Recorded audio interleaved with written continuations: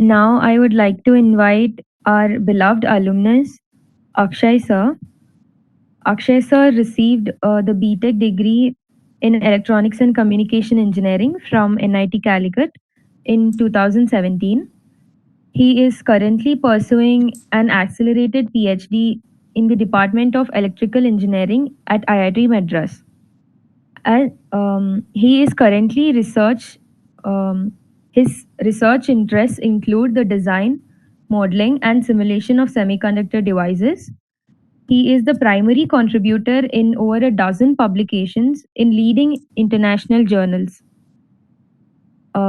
He is also the recipient of the Institute Research Award 2021, issued by IIT Madras. Akshay sir will soon be joining Micron Technology as a semiconductor device engineer. Now, I would like to invite Akshay sir to talk about how right you are about choosing ECE at NIT Calicut. Just 1 minute, Praveena, shall I add on? Yes, ma'am. I hope you have seen his name, Akshay's name in one of my slides. Akshay is the first person who have secured the Prime Minister's Research Fellowship from among our students of this department. And within a short period, he did his research excellently. He had a very clear thought, in his early time itself, towards the end of third year itself, I should say that he is going to do his research in this area. So he has done quite well and completed his research in a very short span. So after that, he has interacted with almost all universities abroad and rightly placed in a very good company. So thank you, Akshay, for accepting our invite to join your youngsters to inspire them. Thank you. Thank you so much, ma'am. And thank you, Praveena, for the detailed introduction. I don't know whether somebody is presenting the slides. Pranav. Okay, thank you.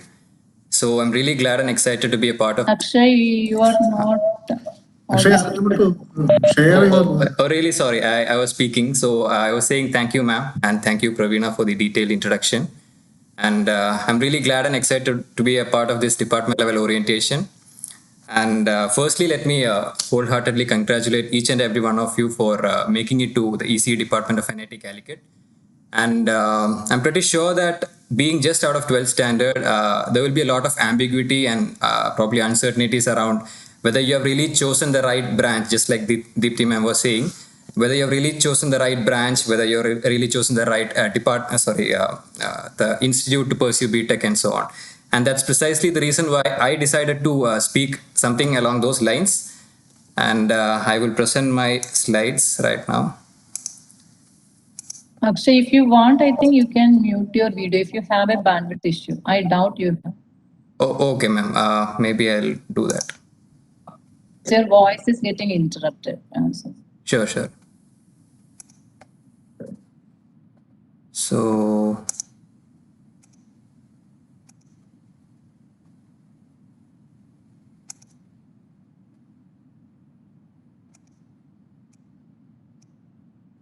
ma'am, is my slide visible and am I audible? Yes, Akshay, it is visible. Okay, fine.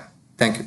So, as I told you, that's the reason why I decided to take this particular. I'm not sure whether I get a pointer. Maybe I won't get a pointer. Fine. So the topic I am taking is how right you are about choosing ECE at NIT Calicut. And the way I'm going to do it is by splitting this up into two particular parts. For the first one being how right you are about choosing ECE. Now, the way I'm going to do it is as follows. I want you to have a look at this inverted pyramid. Don't worry about it. I don't know whether, yeah, I can get a pointer. Fine. Okay, thank you. So, don't worry about this. I'm going to explain everything in detail. So, this is the whole ecosystem which an electronics and communication engineer should be worried about. So, at the topmost, you see this IT, telecom, and broadcasting services, which encompasses all the sorts of, probably the technical jargons that you have heard of in terms of 5G, machine learning, artificial intelligence, Internet of Things, and a lot of other software and internet service related stuff comes into this particular sector. And you see a large number of companies functioning in this sector, a large number of employment opportunities, and so on. Now, thinking about how this sector functions the way it does, how this sort of the kind of extensive requirement of computation, the memory, etc., is really huge for this sector. That's where the electronics industry would step in, provide all the hardware support that is necessary for this industry to function. So the electronic industry provides all the computational complex hardware that is required, the memory related things, the other applications. Akshay, voice is breaking. Oh, is it? And where Okay. from you are giving your presentation? Ma'am, I'm IT campus? no, I'm at home. Probably that's the reason. Should I disconnect and reconnect or something? It is. No, Akshay, it is almost audible. Maybe I'll speak breaking. slowly, sir. Would that be better? Yeah, maybe. Okay. Yeah, that is better. Yeah, maybe. Yeah. Okay. So, I have this habit of speaking slightly faster. Maybe that is the reason. Okay. So, what I was saying is the electronic industry provides all the hardware related support that is required for the smooth functioning of this IT telecom broadcasting sector. Now you have all the computational related support and the memory related support and other application specific support. And if you if you go one step deeper into this, as you know, the heart of all the electronic systems are the semiconductor chips. So you can see this rectangular or square black units, right? So those are the semiconductor chips. And those are provided by the semiconductor industry below it, which provides all the semiconductor chips that is necessary for the complex circuitry required. Now, I'm pretty sure that you won't be able to appreciate what exactly are these two things, and that's perfectly okay at this point of time. All I have to tell is that these are basically transistors, not the bipolar junction transistor that you have learned in the 12th standard physics classes. But these are a different category of devices, but this is basically these are transistors. Now, another point I would like to make is, although this looks pretty big at this scale, the kind of dimensions that we are looking at is of the order of few nanometers. So in fact, any high-end chip, for example, Intel i9 core processor chip you take, you have hundreds of billions of these units inside a modern high-end chip. So that's the kind of complexity that we are looking into. That's the kind of precision that semiconductor industry have to offer to have this sort of complex chips, right? So, and if you, just for the sake of completion, if you dig one step deeper into this, how does the semiconductor industry gets or does what it does? Everything that when you manufacture anything, you need raw materials. So if you go one step ahead or one step more, you find that everything starts from raw materials. So in fact, you would already know that much of the electronics is based on silicon, and the raw material for silicon comes from the sand. It's basically the quartz sand. So that this is the starting point of everything. So of course, you need other things such as metals for interconnections and other bunch of other chemicals, acids for all sorts of purposes. So that's the bottommost layer. But being an electronics and communication engineer, these three levels are the ones which usually you would be concerned about. You would be mostly employed, you would be mostly working on any of these three different types of levels. Now, another point I would like to make is any improvement, any technological improvement that you make at these levels facilitates, or rather that improvement translates multifolds to the uppermost levels, right? So better devices you make, better circuits you will be able to make, and using better circuits you will be able to oh, is it really breaking? My voice is really breaking. You're not able to understand Somewhat at all. better now, Akshay, but yeah, it is breaking, but somewhat better now. Okay, fine. It's I'm really sorry for that. It's audible here in the department. I don't know what is the situation in Students are outside. writing in the chat box. Maybe that is why Akshay asking, no? Yeah, I was. Yeah. Yeah, many Okay. are writing in the chat box that voice is breaking. Yeah, see, the problem could be from the other side also. The other side bandwidth is less. It could Okay. cause similar I hope problems. most of Yeah. you But guys anyway, are able to Yeah, hear. that's actually, okay. actually, Akshay, you can proceed. Yeah. Okay, thank actually, it is just make slow down. I think yeah, we will have to remind him occasionally to slow down. He Yeah, forgets. space. Yeah. Okay. Okay. Okay. Yeah. So I was saying any improvement you make at the bottom level gets translated multifold to the uppermost levels. So better devices you make, better circuits you will be able to make, and those better circuits will be able to support more and more high-end applications at the topmost level. So that's how it works. If you look at a 5 MB hard disk in 1956 manufactured by IBM, it looks something like this. You can see that two people are struggling to push this whole thing up a carriage van, right? So, but nowadays you have 100 TB solid state drives available, which is of the size of just your palm. Now, just out of interest, if you calculate, if you wanted to make some 100 TB memory in 1956, you calculate the size based on this thing. If you calculate the size, it's more than 50 times the size of the whole NIT Calicut campus. So it's obvious that you cannot have, you can't even dream of the kind of applications that we are dealing with right now in those days. You need not even go to those days. You can go back to a decade and imagine the kind of applications. It would be almost, you would feel that it's almost impossible to do that. So that's the kind of revolution that is happening in this sector. Now, it's not just about the technical aspects also. There are other strategic things which we should be aware of. Being the citizens, we should be aware of all the aspects of the technology. So if you look into this particular graph, or this is the data which represents the global semiconductor manufacturing by location. So the way you have to read it is as follows. For example, you take this blue thing, corresponds to US. So this means that in 1990s, around 40% of the chips globally were manufactured by US. The remaining close to 40% was manufactured by Europe, and so on. But the way the whole dynamics has changed over the years is clearly visible from this plot. You can see that by 2020 or a projected 2030, you can see how much decrease in the percentage has happened for, let's say, US and Europe, and other powers like let's say China and Taiwan has taken over close to 50% or more of the global chip manufacturing. So that's where a lot of countries, depending on how the relations are, etc., people would like to have self-sufficiency in terms of all aspects. So that's why, let's say, US or other countries are putting in a lot of effort to increase their manufacturing capability within the country for self-sufficiency. The way India has responded to it is by a series of Make in India initiatives.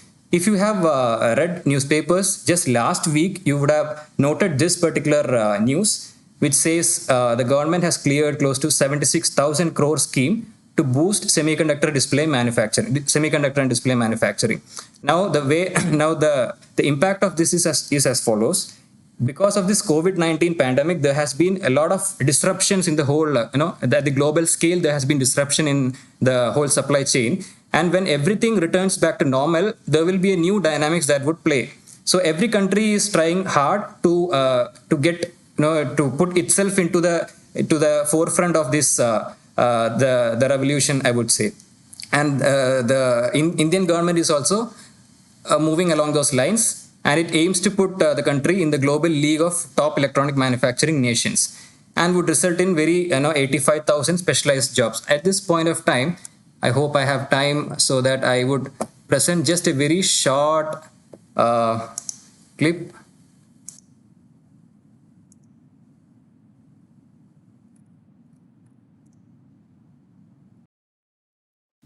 ये है एक wafer, ये एक strategic wafer है। Strategic as in, जिस देश ने आज वेफर बनाना नहीं सीखा, वो देश आने वाले दिनों में पीछे रह जाएगा।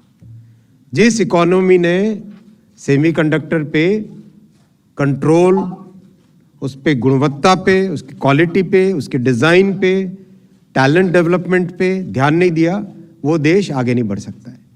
जिस तेजी से इलेक्ट्रॉनिक्स, आर्टिफिशियल इंटेलिजेंस, कंप्यूटिंग आगे बढ़ रही है, इस फील्ड में आगे आना एकदम ज़रूरी था। C2S 85,000 BTech, MTech, PhD engineers को तैयार किया जाएगा इस प्रोग्राम में, और देश में पूरा का पूरा इकोसिस्टम हाई क्वालिटी जॉब्स के साथ वेल ट्रेन्ड एक टैलेंट पूल तैयार हो, ऐसी 20 साल तक की कल्पना आज माननीय प्रधानमंत्री जी ने अप्रूव की है।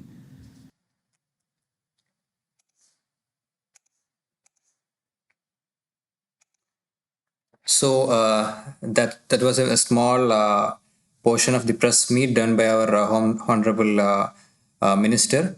So the point I'm trying to make is basically we are at a really exciting phase in terms of the sort of investment that the government of India is planning to do for the whole manufacturing, chip manufacturing sector.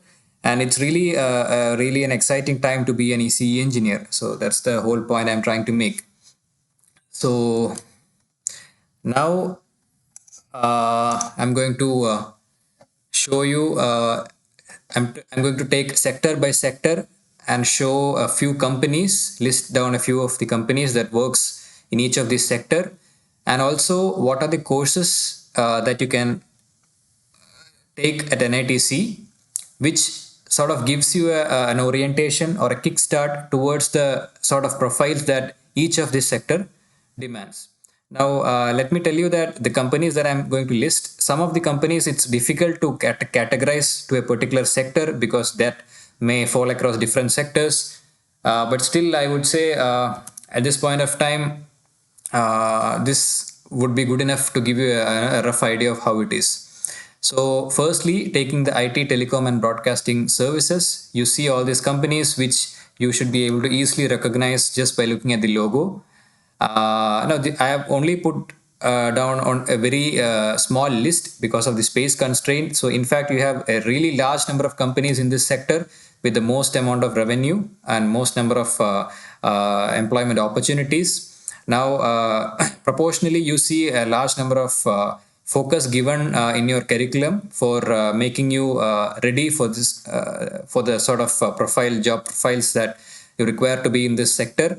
You see courses spanning from semester 3 to semester 7, which is designed in a way to strengthen your basics on signals, communication, information theory and coding, computer networks, computer organization and architecture, and wireless communication. So everything is designed in a certain way to make you ready for this sector. So coming to the second one, being the electronic sector, you see these companies, which again you should be able to recognize most of them, and many of them hiring directly from NITC. You see these courses again spanning from semester 3 to semester 5. You have a number of courses which would help you to be working in this sector, the electronic sector. Coming down to the semiconductor sector, you find these companies, you would be able to easily recognize Intel and Samsung because of this, you would already have some products of theirs. But these companies, you may not directly deal with them because they usually cater to the electronic industry. And that's the only reason you would have probably not know these companies, but they are all together really huge companies that make up most of the semiconductor chips. And these are not the only companies. You find a number of other companies also in the semiconductor sector.